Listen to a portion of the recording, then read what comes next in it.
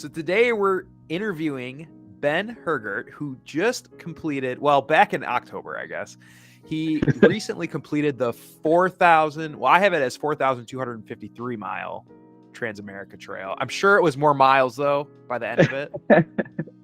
It definitely ended up being more than that, but yeah, it's 4,200-ish is the official route. Perfect.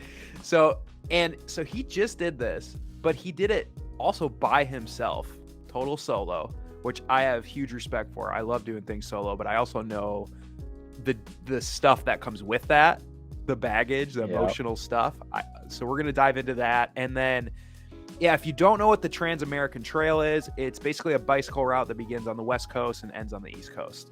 That's kind of how I would explain it. But welcome to the podcast, man. I appreciate you coming on. Thank you. Happy to be here. It's always great to talk about this because, like, I don't like to brag about things, and you know, I'll post things on my social media, but I don't like walk out in every like interaction is like, "Hello, I also biked across the U.S." Yeah.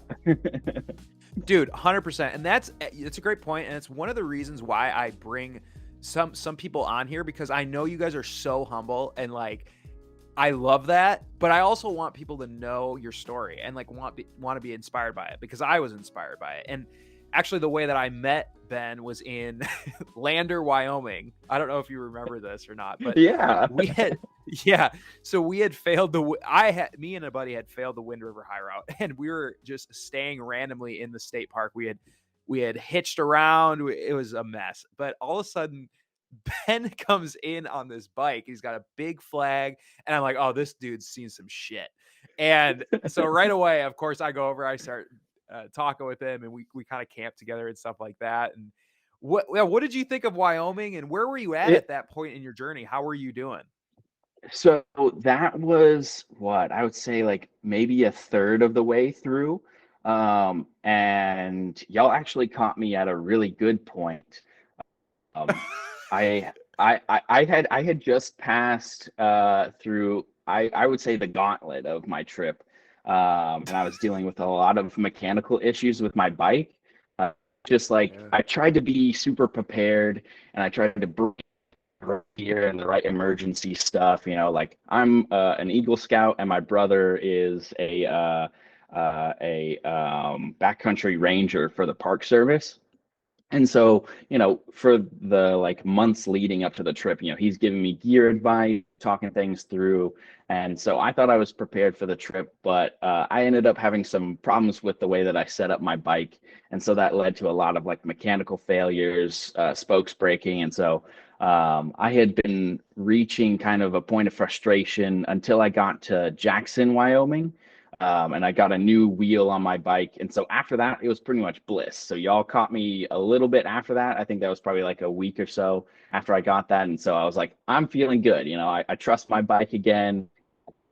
But Wyoming was tough, man. Once you got past, let's see, Yellowstone and the Grand Tetons, you entered into the wild, wild west of Wyoming.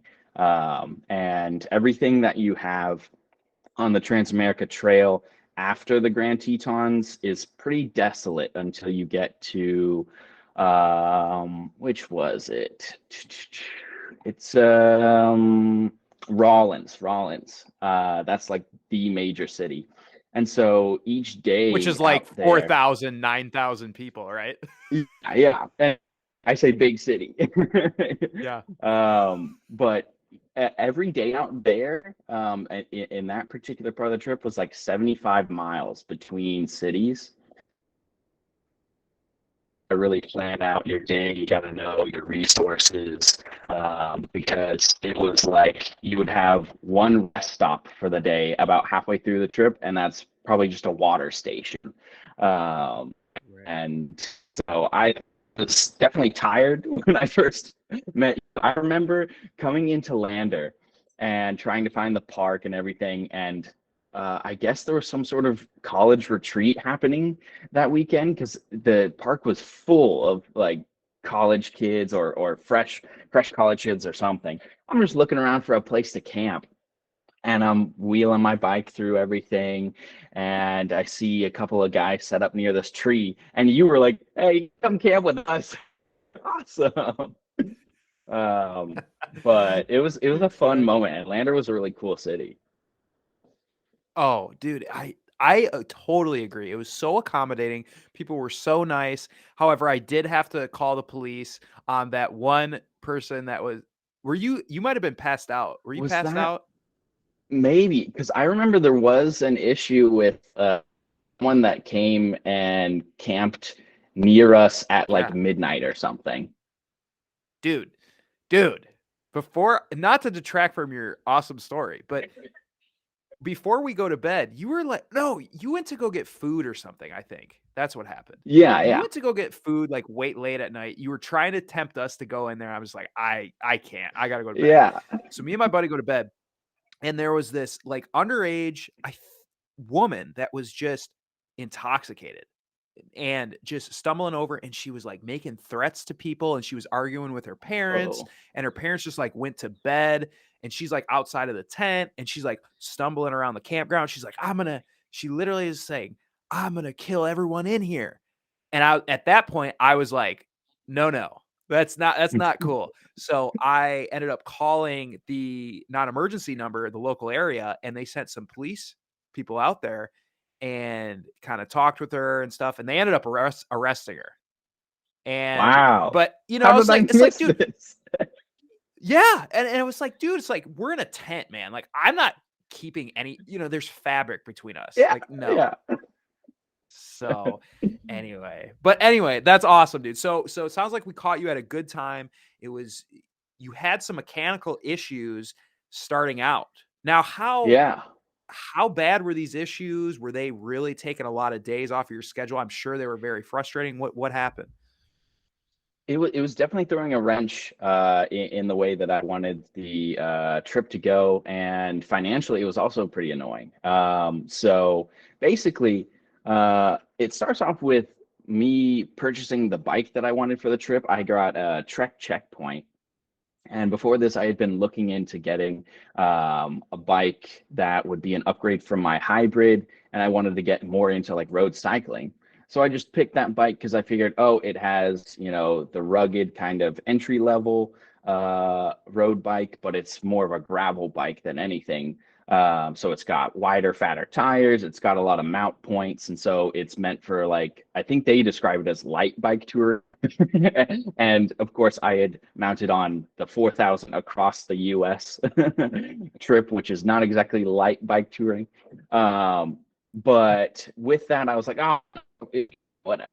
So I had loaded all of my gear onto the bike and got started in Astoria, Oregon, and things were going pretty great up until probably like the second week. I had just met a couple of guys in where was it? Prairie City, Oregon. Um, and that day we were trying to summit across a couple of passes, and I broke my spoke going up this one hill. And so the two guys, they just had to carry on, and I had to go back into town.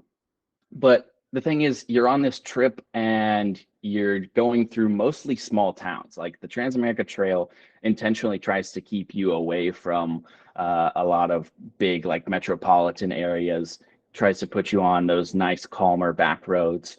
And so you're not always close to a bike shop or even like a car shop or, just, the common resources you find in society. So I ran into a lot of issues, and especially that point where it's like I have a limited amount of tools that I'm able to carry with myself because weight limits and size limits and whatnot. I don't want to be carrying all the kinds of things that you need to repair a bike. And then also not having access to like a bike shop or something like that. So for that first spoke that I broke, I had to basically fix it myself, and I utilized a motorcycle shop in where I guess that was Prairie City, Oregon, with two dudes that didn't really want to help me, that were sort of being these like grouchy kind of middle to older age men. and I'm just like trying to like, say, just give me the tools, I can do it. And it was just this fight. And after like a couple of hours, they had kind of gotten to know me a little bit and so willing to help out. But it was crazy. And so that was just like the first example of that, like leading to some problems. But couple spokes after that, just at kind of inopportune moments where I had to diverge from where I was at my trip on the route and go find some bike shop or something. Luckily, the second time that it happened, my brother had joined me for a short stint in Idaho. And so he was kind of in like a support vehicle in his Jeep. And so we were able to go off and like find a bike shop that was out of the way. But yeah, it was definitely very, very taxing on me mentally because I'm just trying to make progress. Every day, my goal is to keep going and move forward. In a big mental hurdle is this idea of like having to stop or to go backwards. You're building up a lot of progress and it feels good whenever you're making milestones. But whenever you reach these kinds of issues and you're required to figure out how to adapt to them or how to solve some sort of problem with your bike, you have to spend money, you got to spend time, you got to change up out, you got to figure things out that are completely off from what your intentional route was and what your schedule was. So that would lead to several kinds of like budget setbacks of having to spend money at these bike shops to get it fixed. And then it led to, just some time setbacks. But I think it was mostly those kinds of problems led to mental setbacks. I had never bike toured before. So this was just me figuring things out. I went, and I'm just doing this day by day. And you build up different levels of confidence as the trip goes on. It's not a steady, like, I know what I'm doing, everything is great. Everything is pretty dependent on, say, the weather of the day. I'd say it's dependent on so the climate and the terrain. Like that is really what influences your day-to-day mental state. And so whenever you're getting into a good rhythm of like, yeah, I'm making a lot of progress, I'm going far, maybe like I'm summiting a lot of mountain passes, you're feeling great. But then whenever you get to a point where I've hit, these mechanical issues, my bike isn't cooperating with me, I can't trust my bike, because that's what you're with. Like I'm out there solo, so I'm completely self-supported and I have to make all of the decisions myself. And if my bike breaks down, I either need to walk my bike or, hitchhike or find some help. So it really comes down to your preparedness. And the kinds of mechanicals were definitely holding me back until I got to Jackson, Wyoming, and went around to every single bike shop asking people if they had a specific kind of like stronger wheel. And luckily, I met a guy that sold me his personal wheel set. And things were great. Like I only had, flat tires or just the occasional kind of thing. But it was a crazy moment. And I was very, very happy that I had done that. Because if I didn't get that new wheel, it would have just been that kind of like slow, fix things, get going, stop, don't feel good about the bike, get back on things. So that definitely increased my confidence a lot. Dude, oh, so many nuggets there. So many gold nuggets there. I love it. I love it. Yeah. So basically what you're saying is that this whole trip is a big problem solving puzzle, essentially. Yeah, Like, especially and it increases in difficulty because you are solo. You have to rely on yourself. You have to rely maybe on other people, but you're figuring out all this stuff on the fly, especially this is your first bike tour. Everyone, yeah, this is his first. Why not just go bang out 4,000 miles on your first bike tour? Why not? you know? Right? Yeah. Yeah. I absolutely love it. I absolutely love it. Now, kind of going off this theme, there's always what I like to call turn back moments in big endeavors. And what I mean by that is Hmm. there's times where you could keep going, or like you're at the crossroads. Like you truly can be at a crossroads. And I remember this in my training for my 100 miler. Like there was one specific time where I was just like, I didn't want to run. I didn't want to do a training run. I didn't want to do it. And I sat there for hours not wanting to do it. And I was like, if I don't do it, then I'm just not, I have to scrap the run. And I ended up doing it. I got through that turn back moment. What was the biggest turn back moment for you that you encountered, do you think? Or maybe it was the spokes thing. That first one in Oregon, back near like Prairie City, that definitely tested me. And there was a where I was having to try to fix the spoke that I thought I kind of reached a mental breaking point. But that, like, at that exact moment, a guy from the motorcycle shop had been passing by, and he was like, "Oh, hey, if you want, you can come try and fix it over at the motorcycle shop." And so I'm not a big guy in believing in like coincidences. Yeah. I'm Christian, and so I've also heard like terms. What is it? A lot of people talked about trail angels on the bike trip, and so it was like that was definitely like a godsend moment for me of just like someone like saying like, "Hey, let me help you out." But I would say probably the biggest like turnaround moment for me was near West. Yeah. What was the city called? Let's see. I have it up right He's got his now. maps. Yeah, he's got his maps up. Yeah. I love it. Let's He's see. prepared. Okay, it was near Dillon. I had just met a bunch of really cool people at this like bike campground, had a great day, and they were headed off. They were headed Transamerica Trail west. And I'm headed east, and I head out for the day, and stop in this little town, and I got a huckleberry like milkshake thing. Just having a great day. I'm like, this is awesome. I'm having my little treat. I'm enjoying things.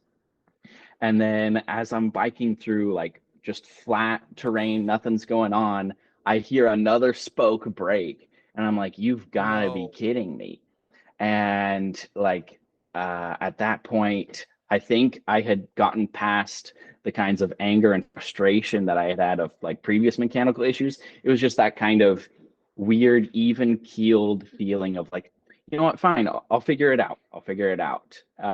And as I'm trying to fix up the bike, this older couple comes and stops by on the road, and they just swooped me up, got me in their car, fixed all of their gear to fit my bike into their car. And before I knew it, we were just on the road to West Yellowstone. They were coincidentally on their way to go like on a fishing trip to West Yellowstone, and my route was taking me to West Yellowstone. And so they just picked me up, they dropped me off in West Yellowstone. And at that moment, I was just pissed off. I was angry with my bike. I was angry with how things were going over the last couple of days. And so I got a hotel, and I called my parents, and I was just explaining the whole situation. And I had already started to make a plan. I was like, I see that there's a bike shop in this town. I can go get that done. But, I'm kind of reaching a point where I'm getting too tired of having to do this kind of repetitive fix the bike in just like fixing a small thing of fixing the spokes, just kind of a get by, kind of a half measure. And I was just getting to the point where I was like, I don't know if I can keep doing this. Like, if this is what the trip is going to be, I don't know if it's worth it to continue on like this. But talked through things with them, made a plan to go visit this bike shop and to start making changes for the bike, whether that was like maybe change up where your gear is. And then the big thing that we came to was maybe you should try to change like wheels, and try to see if a bike shop has a wheel. So we made a plan at that point. I slept on it, and the next day I actually reached out to my Trek dealership where I got the bike. I had known the manager there, and they have really great service. As a sidebar, Trek would recommend for their service. They're really awesome, very responsive there. And so reached out to them and they started giving me advice. They started telling me all of the specs of the bike that I needed. They were telling me like Trek stores in the area, which was more like Trek stores uh, approachable by car. So it's like, oh, this is 100 miles. And I'm like, I kind of got a bike there or hitchhike there. So, whatever. But they were doing their best to try and help me, and came down to them telling me like, you need this kind of wheel, and it needs to have these kinds of properties. And so at that point, I was able to make a plan, figure out that over the next couple of days, I would be headed towards Jackson, and Jackson is a huge high adventure kind of capital. And they've got a lot of bike shops. They've got a lot of hiking stuff, a lot of gear like that. And so I saw that they had 6 different bike shops. I'm like, okay, there has to be at least one place that's going to have something for me. So over the next week, I was like calling these bike shops and talking to people. And finally, when I got to Jackson and went around, I was able to, put the new wheel on my bike, and it completely changed the course of it. And I think at that moment, I was like, okay, I can do this. It was just kind of like a week-long period of not trusting my bike, not sure if I could trust myself. And until I got to that moment, it was just kind of this fear. I had been riding on my bike like as if I was sitting on eggshells. And I got to that moment, and it totally boosted my confidence. And I was like, all right, you know what? I think I can do this now. Because I had still over 50% of the trip to go, you know? Like at this point, when I was in Yellowstone, there were probably like 2,500 miles or more to go. And when you're having to stop so much and you're having to spend a lot of money to fix things, you just get into the point where it's like, why am I doing this? Is this worth trying to keep pushing on like this? Or should I call it quits, or, take a pause and come back and try to do this crazy achievement some other time? Um, but yeah, I'd say that was probably the hardest part, but luckily we overcame it. Amazing. So it sounds like right when you got in, yeah, it was like right when you got to see us when we saw you in Wyoming, that was when you were kind of more on it was a little more stable for you anyways. Like you were Yes, like, hey, I think I can make it now. Like things are definitely. going well. What did your daily routine look like? I'm on the road, like on a good day. Like what would be like an ideal day for you? Yeah, so I'd say probably, since the majority of it was like camping, I'm kind of like a more of a nocturnal kind of guy, and a wake up later He day is. guy. He is. And I can attest to this because he was trying to get food at like 10 p.m. I'm like, no. When I met and him. I definitely had to change a bit of that with the bike trip. And became a little bit more of a morning person. But I usually took my time in the mornings. I just like wake up, have breakfast, plan out where I wanted to go for the day, and then hit the road by, I don't know, 10, or so. And bike, I'd say probably half of my route. Every day I'd go 50 or 60 miles.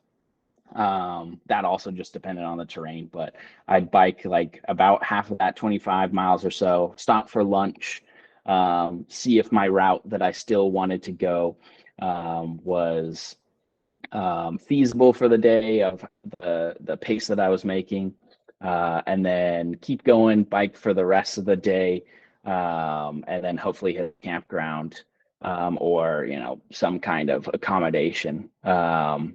But in between that, you would find I would hit like gas stations every once in a while, and that was always a great moment for me because I get like a Gatorade and refresh, or I get some like ice cream, like Snickers bars, those Snickers ice cream bars. I'd say that was a staple. Like if I could have had a single sponsor on this trip, it would probably be Snickers or maybe like Gatorade or something, because those things, oh, so great. You get a little sugar in there, you get a little boost, you get cooled off because it's kind of hot. Um, but yeah, and that was also a chance to kind of get to know people and have interactions with just kind of the locals of an area. And so that was always just a fun moment of every day, was just coming into these different towns or passing through certain areas and talking with people. But yeah, I guess it would be like wake up, get going on the bike after breakfast, after I'd packed up my gear, um, get moving, stop somewhere before lunch, um, and then after lunch, probably stop like maybe one or two more times, and then get to camp. Probably I stopped around 5 or 6 p.m. every day, or at least tried to, because sun's heading down and it's not too safe to keep looking after that. And also you gotta figure out like a smaller town, so things close early or they're not always open. Expect so having to plan out like, okay, I know where I'm going to be staying for the night, but then you have to find camp. You got to figure out those accommodations and then figure out dinner, figure out supplies that I need. Uh, and then once I got to camp, I basically had a process of like setting up my tent, putting up all my gear, laying out any clothes that I had been wearing for the day so they could dry off. And then kind of like I would say it was a period of reflection. I would I have it right here, journal with me. And so every day I was trying to keep a journal of what I was doing. So I would, try to start making dinner. And as I'm doing that, I would either like stretch, or just kind of spend time in my journal reflecting on what I had seen, what I'd done for the day. And just log a couple of stats of like how far I'd gone, what I'd seen, interactions with people. And then after that, just relax, probably have my second dinner, because my metabolism was just going crazy. Like when you're biking 60 miles a day, I think I was consuming probably like 3 or 4 thousand calories a day. So I would have like first dinner, relax, spend some time, and then second dinner basically, and then hit the hay and start again the next day. Incredible. I love it. Yeah, this does a great point about not going too late either. I never really thought about that. Like, obviously, you're on the roads, so like it gets darker. You don't want to be on the roads. I mean, you can hike. Like thinking about it as a through hiker, like you can hike till the night if you want to, but different when you're on a bike.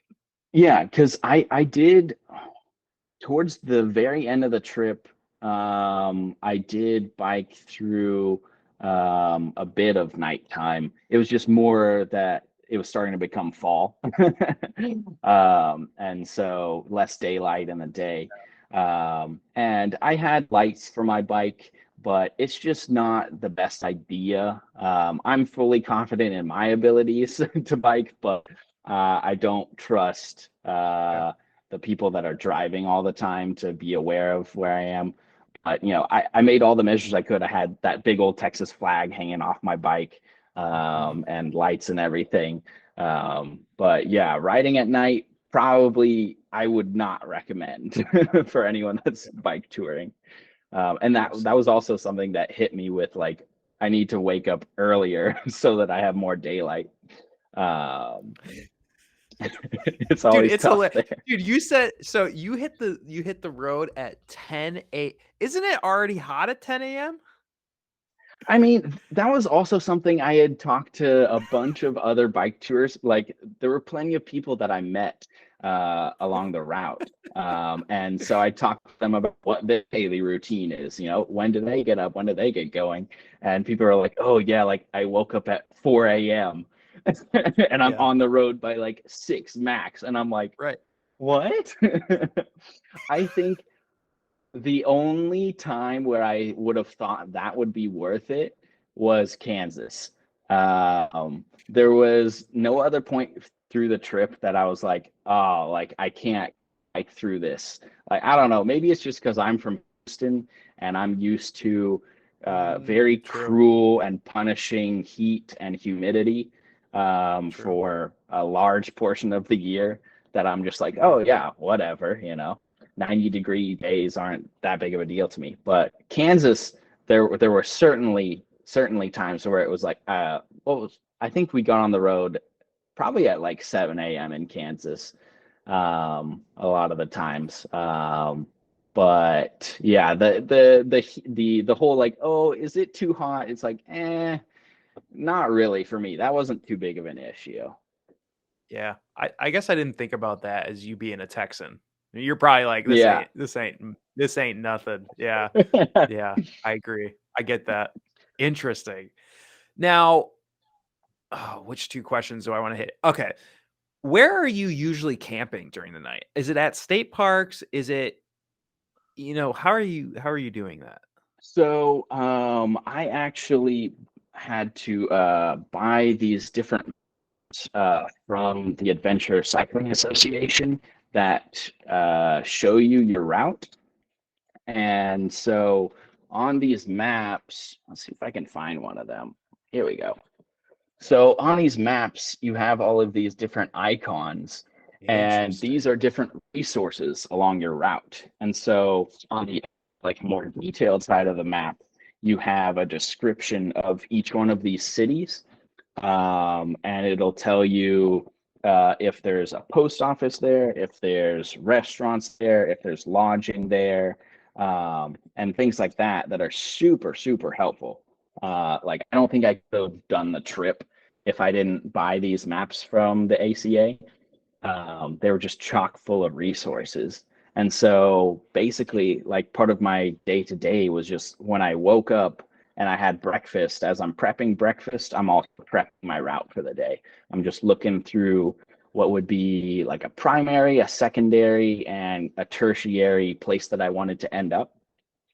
And so I could kind of make plans as I'm going. Like at lunchtime, I could say, oh, I encountered a lot of like wind resistance today. So I'm super tired. I'm gonna say that I stop at the like secondary place that I wanted to go today. Only gonna go 40 miles. And so then I'd look at my map, check out the different resources, and a lot of the times there would be like campsites. The only state parks I think I had were in, which was awesome. It was a great start. I wish that was like the whole trip. Like my first week, I think the second and third days was just like consecutive state parks. And they had bike camping on them. It was like hiker biker camp spots that had a bunch of resources for bikers, and some like tools, a place where you could lock up, and some really nice like bike specific accommodations. So I wish that was what it was like for the whole trip of clean water, like electricity hookups and stuff like that. But most of the time, it was more like a rough campsite, maybe an RV park, um, uh, hostels, just different stuff like that, where you're not exactly sure what the resources are going to be. But I think I tried to plan out places that had access to clean drinking water. And occasionally it was nice to have electricity, but I had this whole like mobile battery pack thing. And so I could survive probably like 2 days without needing to like hook up to anything.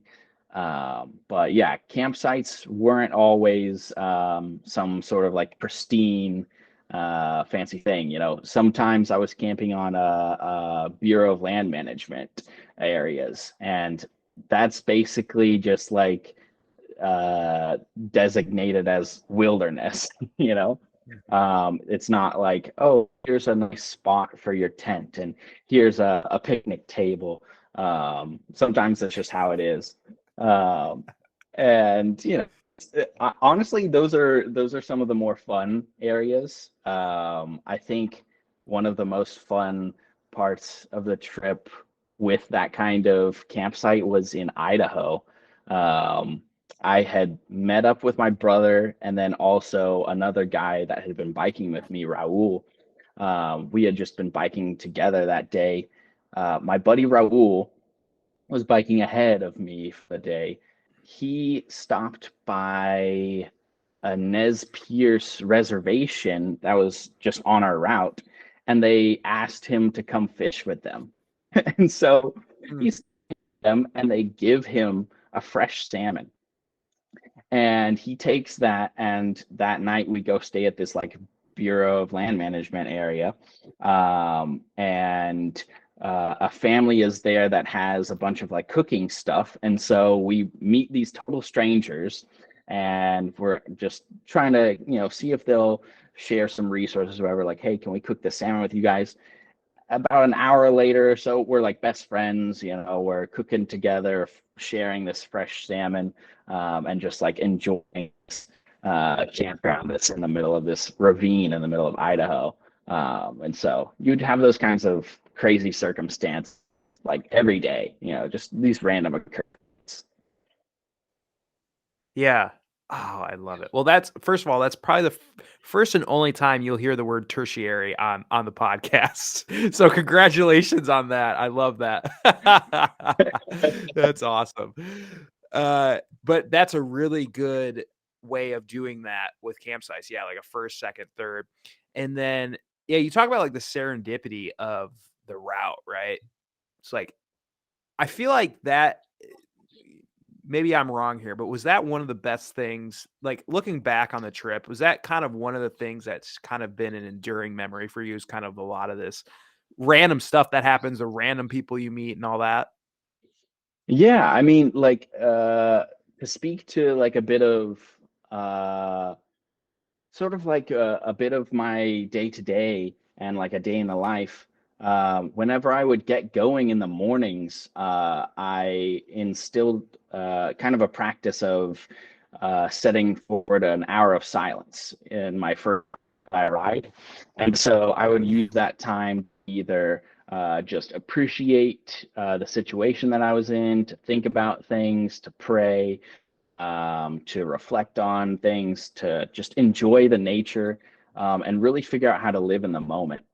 Because I think before that, for the past 7 years, I've been in architecture school where I've just been going 90 to nothing, and constantly having to plan things ahead and really just focus on grinding through things. But once I was on the bike, just in the middle of nature on these routes, sometimes on these back roads, you can just let everything go, let all of these responsibilities go, just focus on being there on your bike in nature, and just being appreciative and enjoying all of the things around you.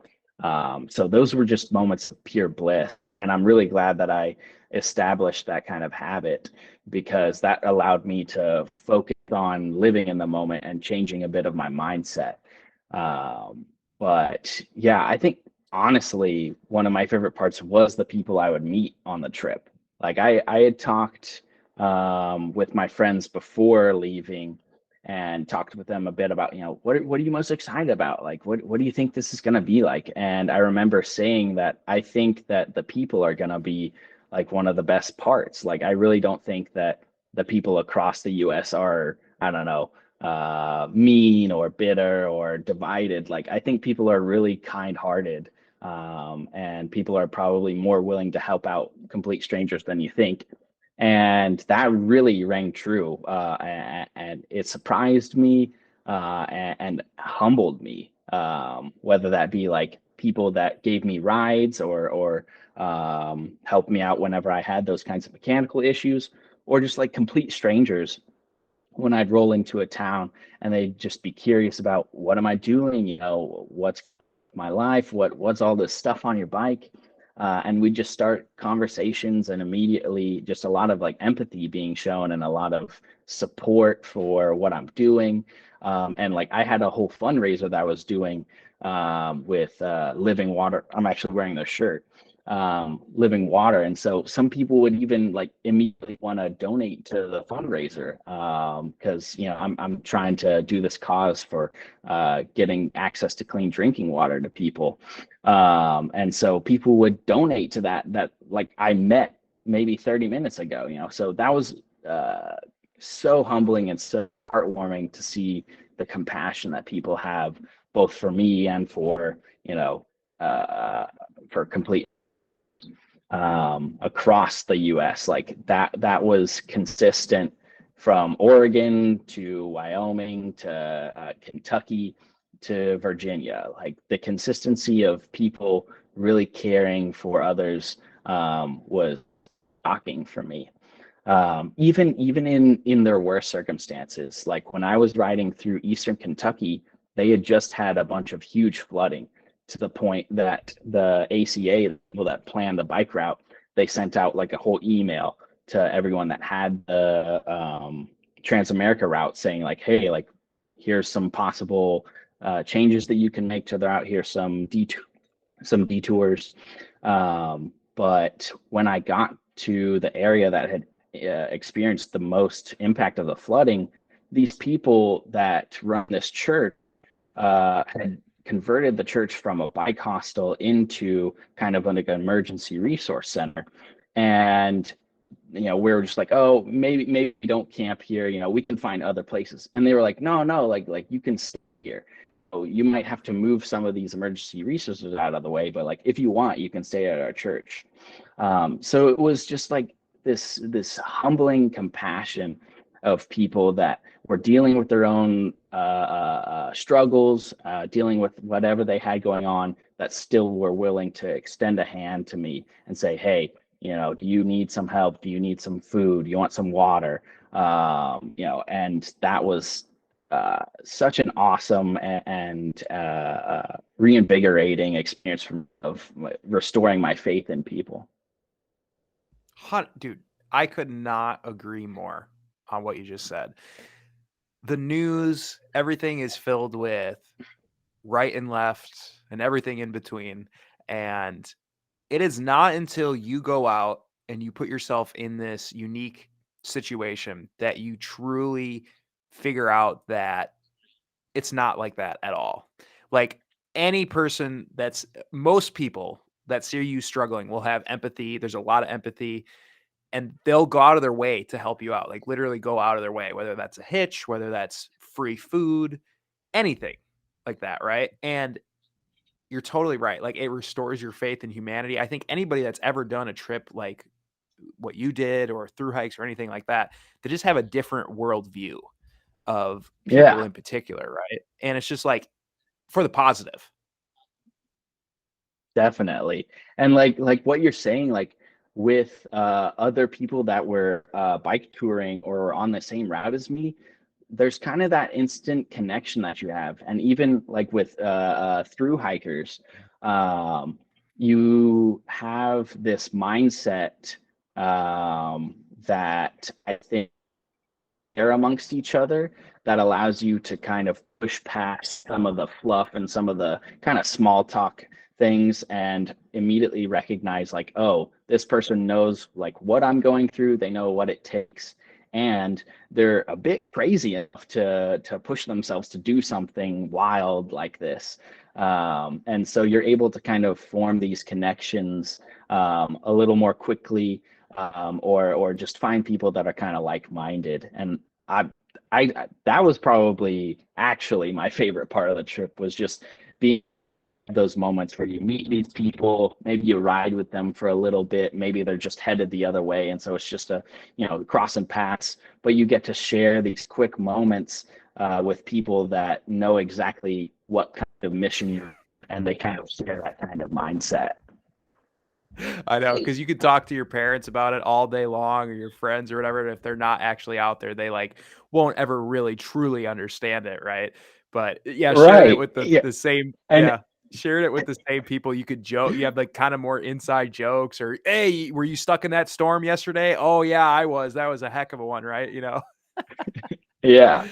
Yeah, yeah. Well, dude, I guess my last question for you would be, so if someone is planning this for, let's say, this year, I guess this year, yeah, 2023. Mhm. What's like the number one piece of advice you would give somebody? Hmm. Get stronger Number one spokes. piece of advice. Yeah, definitely.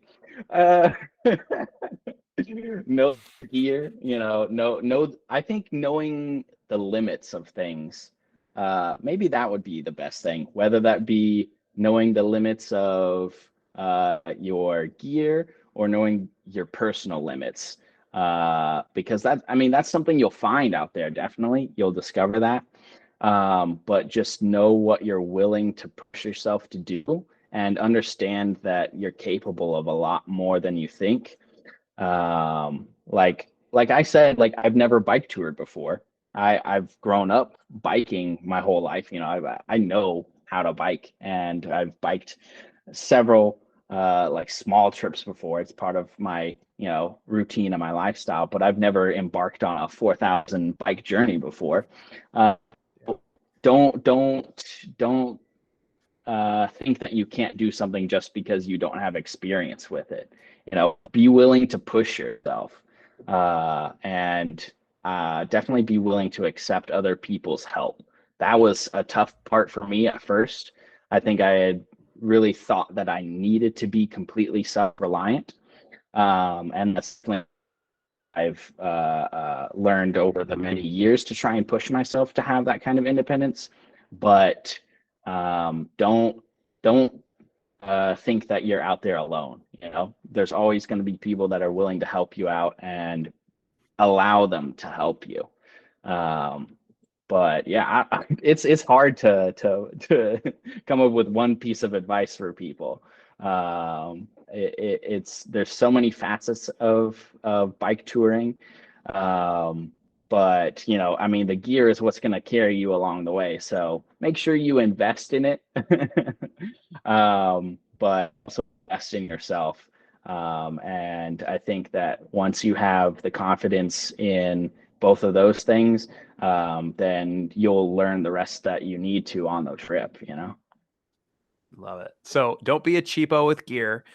Make sure you believe in yourself and accept the fact that you will. I would say not even probably. You will need help from other people likely on something like this. I mean, this is just Yeah. such a large enough journey. Yeah, right. Right on, dude. Well, how can people catch up with you? You're on Instagram. Well, you are on Instagram. I know that. What's your Instagram? Yeah, my Instagram is at benjamin underscore 27, I think. Yeah, and Uh, I will definitely leave it in the show notes too. Is that Yeah, what it that is? that's where I'm mainly at. And I put my entire journey on there. I put together like 1 minute videos of each one of the different sections of Ooh, my trip, nice. and some different breakdowns there. I haven't gotten to the point of making a personal website. I've needed to do that. I've kind of been putting that off, but I've needed to do that with my architecture portfolio and stuff like that. So eventually, I think I'll put that together with like a little blog. But for now, the best place you can reach me is on Instagram. Perfect. Yeah, that was a great plug. So you basically can see exactly what he was talking about in some of these pictures in these short videos on Instagram. Perfect. Well, that does it. If I always got to do my little outro here because otherwise I have to re-record this or not re-record. I have to add the voiceover. So here it goes. If you guys like this, please give a old like on YouTube if you're watching it there. Hit the sub. And then if you're listening on Spotify, hit the follow and give us a 5-star rating, please. If you think it's worth it. I think Ben just absolutely crushed it.